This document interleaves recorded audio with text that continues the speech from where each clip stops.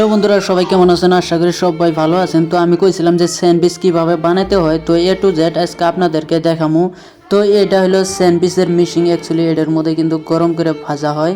আর এটা French fries, এই যে এইগুলো হচ্ছে ফ্রেঞ্চ ফ্রাইস অ্যাকচুয়ালি গাইস।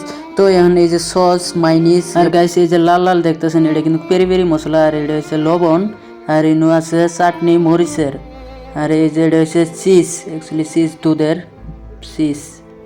তারপরে এই যে আপনারা দেখতেছেন ব্রেড বন, অ্যাকচুয়ালি বন দিয়ে স্যান্ডউইচ বানানো। আর এইগুলো ক্ষীরের সমাস, অ্যাকচুয়ালি কেরা কী করে জানি না। এই যে টমেটো আছে, তারপরে এই যে আপনারা দেখবেন এইখানে পেঁয়াজ আছে, কিছু পেঁয়াজ এইভাবে কাটে নিতে হয়। আর এইগুলো হচ্ছে পেপসিকম, কিন্তু অ্যাকচুয়ালি পেপসিকম।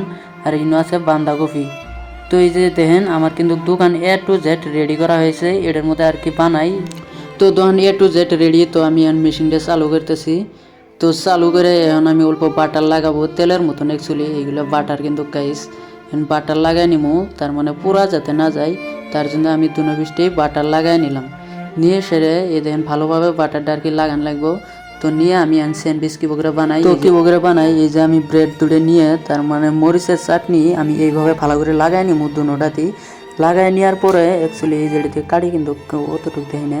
তারপরে আমি এখন এই যে পেঁয়াজ নিবো, অ্যাকচুয়ালি পেঁয়াজটা নিয়ে একটা পেঁয়াজ দিয়ে দিলাম, একটা টমেটো দিলাম, একটা সমাজ দিলাম, একটা পেপসিকম দিয়ে এই যে কয়টা বাঁধাকপি দিয়ে তারপরে আমি তার মানে এই যে অল্প মরিচ করে পেরি পেরি দিয়ে তারপরে এই যে লবণ সবন দিয়ে তারপরে কিন্তু আমি এই যে চিজ দিলাম।